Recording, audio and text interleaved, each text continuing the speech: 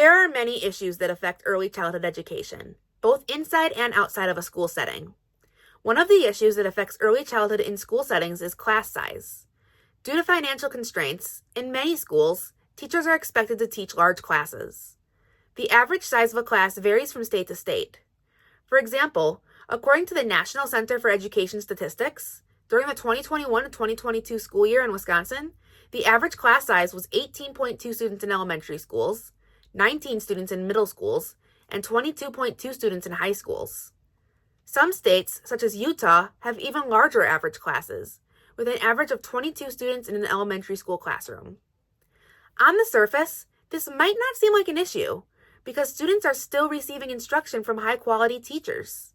However, in a large classroom, students do not receive the same individualized attention that they would in a smaller class.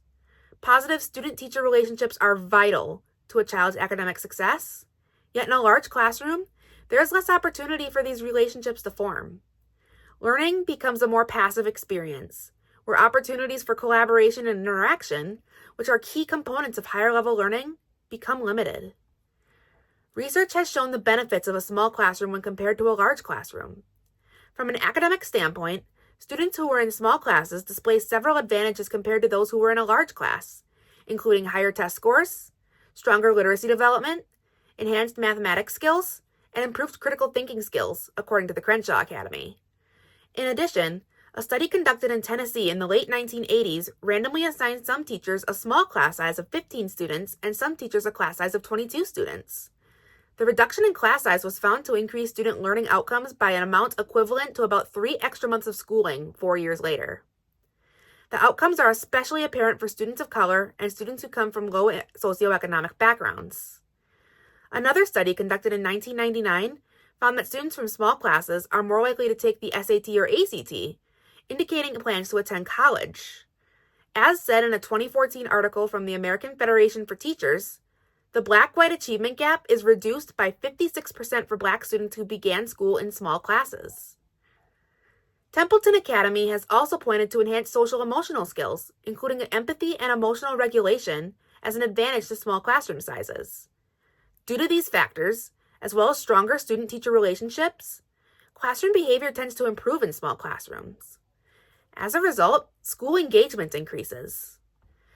The research supporting small classroom sizes is hard to ignore.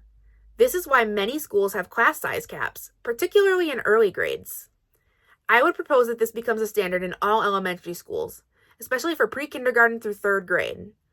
During these grades, crucial literacy and math skills are being developed, and it is especially important for teachers to address lagging skills before gaps in knowledge become more challenging to repair.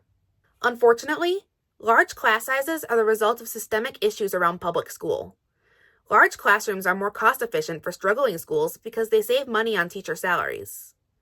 Many schools have been forced to turn to referendums for funding, which are not always successful.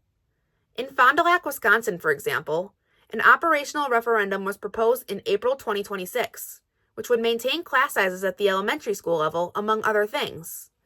The referendum did not pass, so in upcoming school years, class sizes will become larger as the school district will be forced to consolidate. Strict caps of no more than 17 students per class in grades pre-K through 3 that are enforced at the state and/or federal level seem like the obvious solution. However, this is only a short-term solution. In the long term, schools need to look at how they are spending their funding. Individual states need to keep pace with inflation when determining school funding. Education as a whole needs to be prioritized when budgets are created, and schools in lower-income neighborhoods also need equitable funding in order to improve outcomes for their students. In addition, schools need to have robust mentoring programs and incentives for attracting and retaining teachers, as implementing small class sizes means there would need to be an increase in staff for many schools. Some states, such as California, have implemented class size reduction incentives or mandates, which can be used if approached equitably. When California implemented this program, however, it was offered to every school, including schools in affluent areas that already had small classes. Therefore, any incentives offered need to be offered in a fair way instead of a one-size-fits-all way. Unfortunately, these changes do not happen overnight. Until these large-scale systemic issues are addressed and remedied, It is up to the stakeholders in the community to be advocates for the schools through voices and votes. In short, reducing class sizes to no more than 17 students per class in grades pre-K through 3 is an evidence-based strategy for improving student learning, and the benefits carry through the rest of the child's schooling. While we need systemic change to appropriately address this issue in the long term, in the short term, stakeholders can advocate for change.